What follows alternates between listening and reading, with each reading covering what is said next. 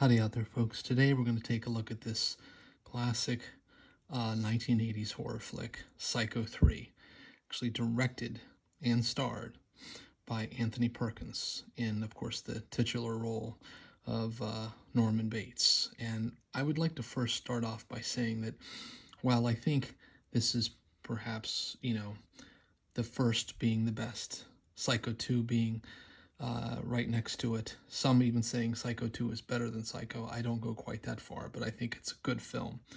And Psycho 3 generally is, received less still. But even with that, I think most people who appreciate horror see things to like about this film. And in some ways, I find it to be actually very, very entertaining. Perhaps the most entertaining of the bunch. There, of course, is also a Psycho 4 that was a made-for-Showtime film in the early 90s, and that was okay. There were some good things to like in that film, but generally speaking, I think the first three Psycho films are the ones that are what I would call shelf-worthy. And, of course, Anthony Perkins, I believe this was his first directorial effort, and I think he did a terrific job. It looks great. It has a very fun, trashy kind of feel about it. It's definitely leaning into the sort of debauchery of the 80s slasher horror films while also still adding to the lore of Norman Bates. And I think it works very well. I find this movie to be highly entertaining. Again, do I think it's perhaps the third weakest in the trilogy? Yes, but even still, I find it highly entertaining and in some ways the most fun of the bunch to watch, especially if you're in a mood for, sort of trashy, pulpy 80s horror. I think in some ways this is sort of a spiritual cousin to Tobe Hooper's Texas Chainsaw 2. It's just a weird little movie. And of course, I want to point out too that Jeff Fahey is in it, Mr. Lawnmower Man. And I think he does a great job in this film. I think he and Dennis Franz from Psycho 2 both provide some interesting counterweights to the Norman Bates character. They're both sort of obnoxious, no filter, pretty much all id characters, and again, sort of evocative of that era.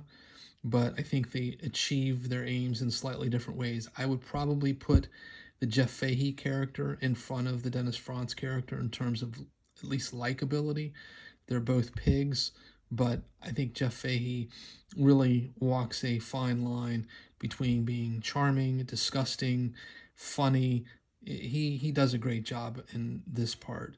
I also want to say that I guess the love interest is what you would call it. The actress who plays, I believe, if I'm not mistaken, it's Diane Scarwid, and her name is Maureen Coyle in this film. She's quite good in it. I think she's much better than Meg Tilly, I believe, who was in the first film.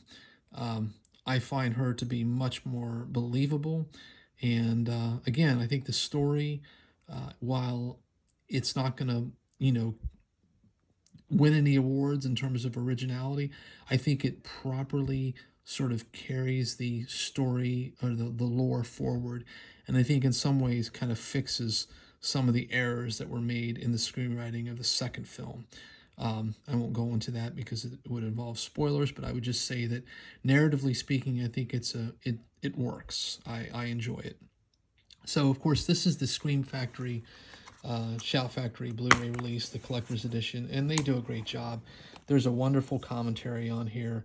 There's some original trailers and some interesting special interviews, rather, with some of the cast and crew from this film. There's a great interview with Jeff Fahey and him talking about the weird as all get out sex scene in the film. It's truly one of the most bizarre sex scenes I've ever seen in a movie. But they just, I think, get enough out of the supplements to make this absolutely a shelf-worthy pickup. It's not very expensive. You can find it used for 10 or 15 bucks and new, I think, for maybe 17, 18. and it's great. I think it looks great, sounds great, and absolutely is a worthy companion to Psycho 2 and the original gangster Psycho 1. So on that note, I would just say if you've not seen Psycho 3, do yourself a favor and check it out. Again, it's not going to win any Oscars, but I think it's a excellent piece of 80s horror with a terrific and quite frankly a almost black comedy-esque portrayal of Norman Bates in this one. I think Anthony Perkins just does a great job in the part once again, and he actually mines some real humor in this installment. So, on that note, until the next time, whenever it shall be, please do take care out there, everyone. Stay safe, be kind, and keep watching good cinema.